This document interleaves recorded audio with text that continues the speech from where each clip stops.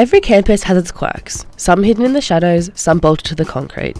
Just outside Building 29, there stands M9, a parking meter, unblinking, unwavering, unloved.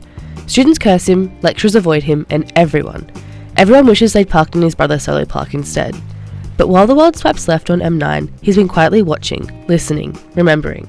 This is his story. What's about your day? What's a general day look like for you, M9? Great, another day. Same old routine. I'm M9. Most people know me as a bad guy in the parking lot. But here's the thing. I'm literally just doing my job. It's not like I asked for this. People walk up here expecting something simple. But I'm not exactly in the mood to make things easy, am I? They want a bit of freedom, a bit of convenience. But that's not what I'm about. I've got a job to do, and they've got to follow the rules. That's certainly one way to put it, M9. So what's it like when the day kicks off? Early morning rush, or is it more of a slow burn? Oh, mate, early mornings are quiet. Pretty quiet. Probably too quiet. And I don't mind the peace, but there's always this lingering tension. I mean, there's no one here to curse me out, and I kind of miss that, you know? Good old-fashioned, not this again. I love that shit. But then, bam! Around 8:30, the first student pulls up. They're all out here rushing for their parking spots, glancing at their phones, thinking they're in control of their time. They walk up like they got a minute to spare, but the moment they realise they can't throw in some change, it's like someone hit a pause button on their day. It's almost funny to me. Confusion. Like, what do you mean no cash? What am I supposed to do? Oh, and that moment of panic when they realise they're not quite as prepared for their day as they thought. It must be a regular thing for you. Yeah. They stand there staring at me for a second, like I'm supposed to care about their meltdown. Oh, I can't use cash, I have to use card. But nope, I do not do sympathy.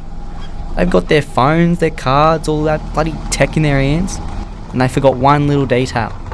I'm just here to remind them, you've got to keep up with the times. I'm not playing their old school games anymore. I'm modern, sleek. But that's not always what they expect. They want cash. But that's not on me. I moved on from that shit. You must get a pretty solid view of campus life, M9. Any stand-up moments? I'm sure you've seen some more interesting things over the years for sure. Interesting. Yeah, sure. Drama's more like it. Students running, fumbling with their bags, dropping their coffees. It's like a mini circus out here, to be honest. The best part is when they think they're smarter than the system. They'll try and park a little too close, get that perfect spot and think, oh, no one's going to notice. Wrong. I see it all. You think I don't? You'd be surprised. But I'll let them have their fun, for now. Sounds like you're the real gatekeeper to their success, making sure no one gets away with any corner cutting. Hey, I'm not saying I'm saving anyone's life here, but I do give them a little wake-up call, a little reality check. The ones who are running late, it's like a twisted game of survival. You got to hustle if you want to make it work, and they don't realise how close they come to disaster. But hey, that's why I'm here, eh? Got a front row seat to it all, but you mentioned some regulars, right? Like Lainey, the one who doesn't curse you out every time. Yeah, Lainey's different. She's the only one who doesn't treat me like I'm some ticking time bomb. Every day she'll pass me by, give me a nod and say something like, how's it going, M9? It's strange, to be honest. It's kind of nice too. She doesn't act like I'm an enemy. I guess she's the only one who gets that I'm not personal. I just do my thing. That's interesting. I guess she's the one person who sees the other side of you. What's that like? I don't know. It's kind of nice. I'm used to people just charging at me, ready to throw a fit. But Lainey, she's different. She's the one who doesn't have to fight with me. I mean, not that I mind the fight. It's nice, you know, to be treated like I'm not a villain. Sounds like she gets you. And it's a little surprising that someone would get so attached to a parking meter of all things. Oh, I don't know if I'd call it attached, but yeah, it's weird. She probably knows more about my day-to-day than some of the students who walk by me. It's like we have this weird unspoken understanding. No one else gets it, but Lainey does. Alrighty, let's move on from that one relatively quickly, hey? M9, before you go, I've got one more question that I need to ask you. Talk to me about your little brother Cello Park and how his introduction to the parking game has really impacted your family dynamic.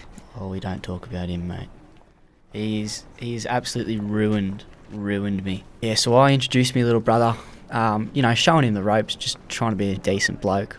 He ended up blindsiding me, absolutely cutting me out of the game. I was once the celebrity of campus. Security loved me, absolutely loved me. But then I introduced my brother to the game and, well, things took a turn, didn't they? Took everything I had. Now it's all cello this.